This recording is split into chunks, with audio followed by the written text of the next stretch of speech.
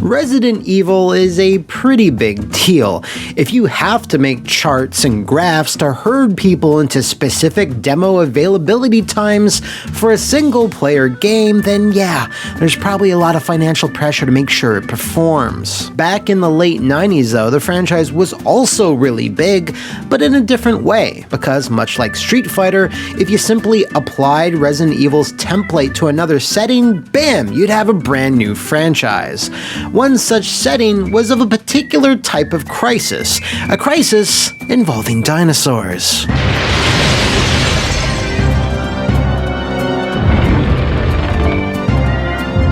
Hey, that's a catchy name. The first Dino Crisis was directed and produced by Shinji Mikami, and due to the already existing and very thirsty Resident Evil fanbase, it was a smash success on the original PlayStation, selling over 2.4 million copies worldwide when it released in the year of our Lord. It's 1999! Thus, much like Resident Evil, a sequel was then immediately greenlit and launched just 1 year later in 2000, also on the PlayStation. This second Crisis, that also happened to involve dinosaurs, was more action-focused and continued the story of its scarlet-haired heroine, Regina. Is it Regina or is it Regina?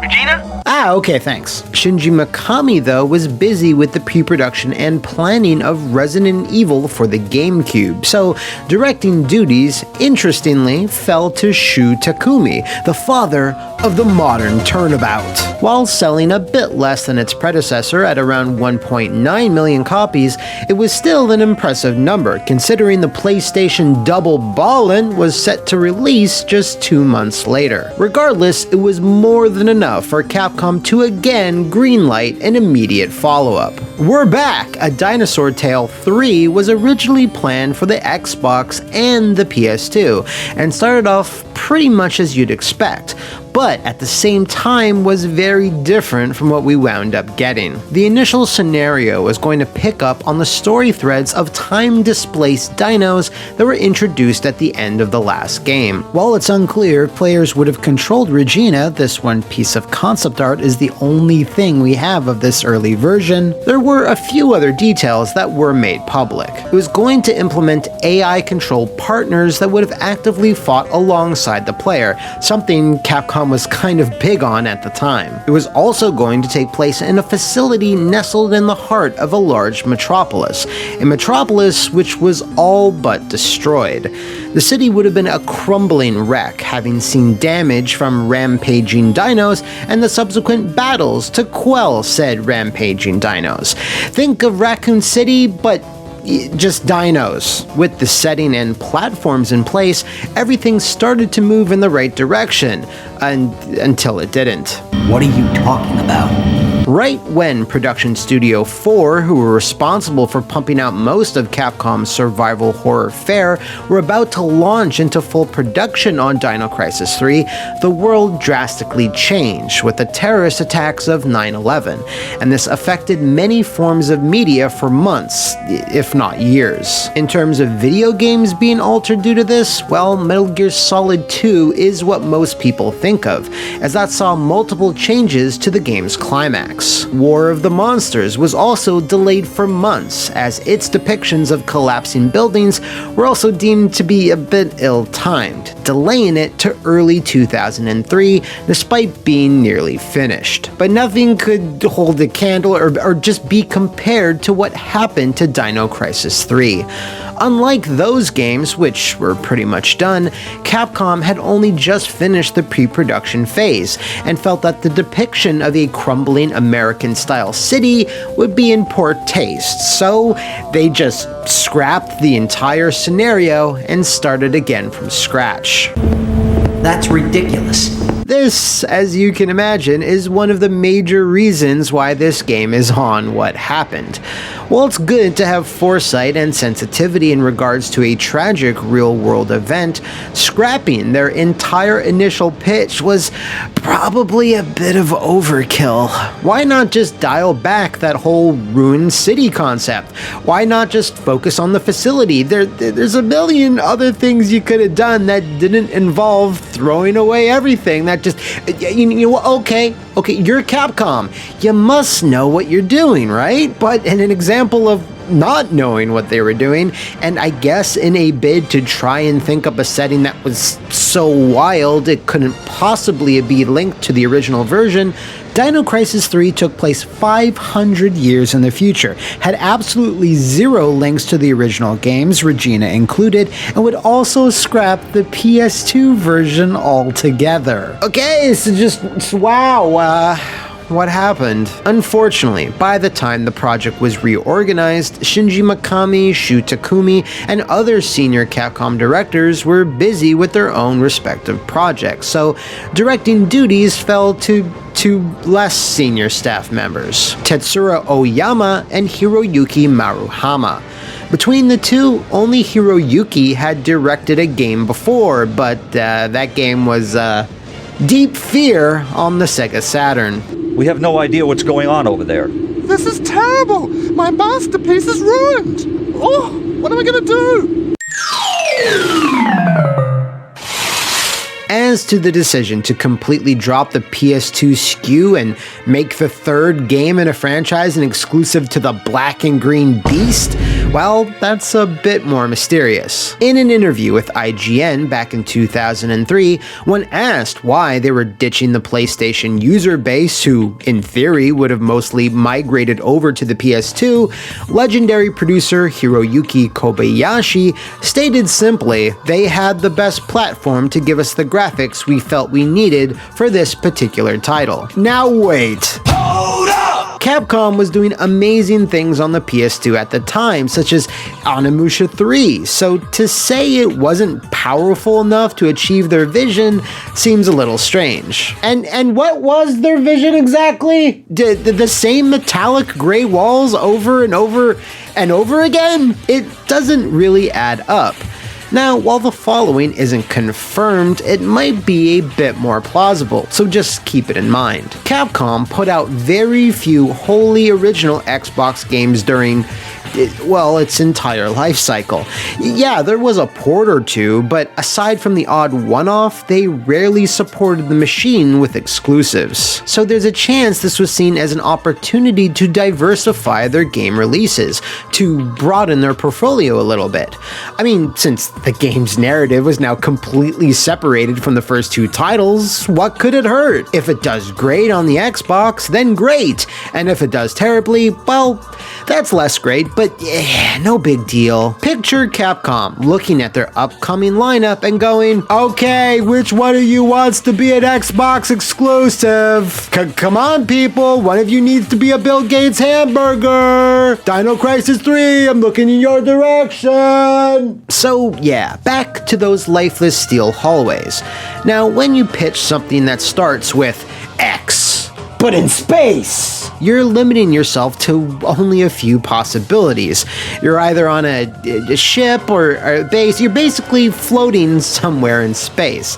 Hence why the team drafted up the Ozymandias, a big old space tub that the entirety of the game would take place on. Now, while a lot of thought clearly went into the design of this ship and how the mechanics of it would work as it could shift and transform during the course of the game, sadly, it still amounted to everything looking very samey, with a distinct lack of environmental diversity. This decision led to a drab and unexciting looking game, which would be a stark contrast to the elaborate CG cutscenes Capcom had sprung for. They spent not an insignificant amount of their budget all on this CG, even going so far as to hire a professional filmmaker that they weren't even able to get. Shinji Higuchi, whom some of you may be familiar with, worked on the special effects on the Gamera trilogy, storyboarded lots of anime, and would go on to co-direct 2016's Shin Godzilla.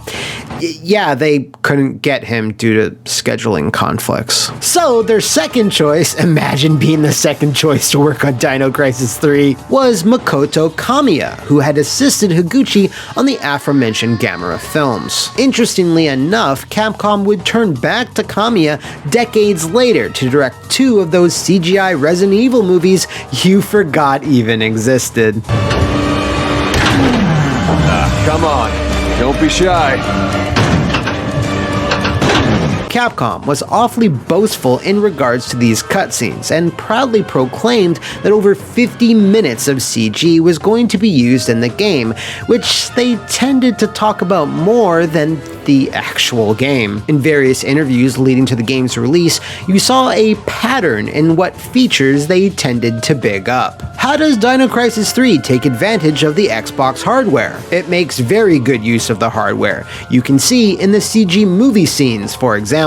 Okay, the power of the Xbox machine doesn't really affect CG movies, but okay, what? How about another question? Why are the dinosaurs missing their outer skin? You should just play the game to find out. Gee, thanks! How insightful! Now, while all this superfluous stuff is indeed superfluous stuff, it still didn't mean Dino Crisis 3 was destined to always be a bad game. Yeah, the setting wasn't going to be as exciting as it promised to be, and yeah, fans of the franchise were going to be disappointed it didn't follow up on the cliffhanger ending of Dino Crisis 2, but aside from that, there was still a chance that it wouldn't be a tedious, clunky slog, right? The game wound up being a tedious, clunky slog. Now, the answer as to why is kinda complex. Well, actually, it isn't really. Capcom decided to dispense with the pre-rendered backgrounds of their survival horror history, and to go full 3D. By itself, this should work out just fine, and when you consider Code Veronica, it worked out just fine.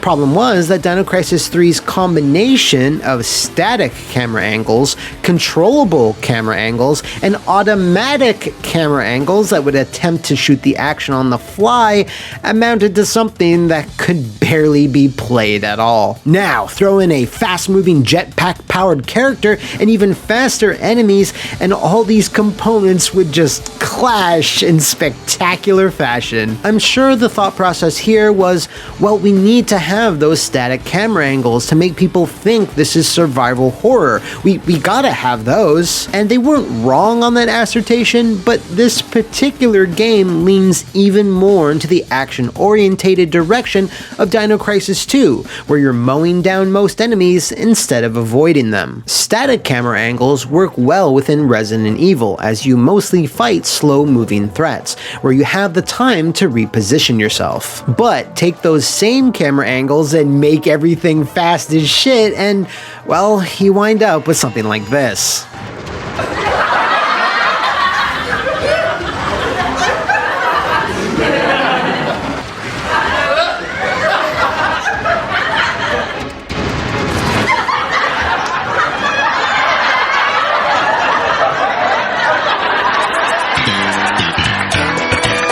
You just can't see what you're doing most of the time.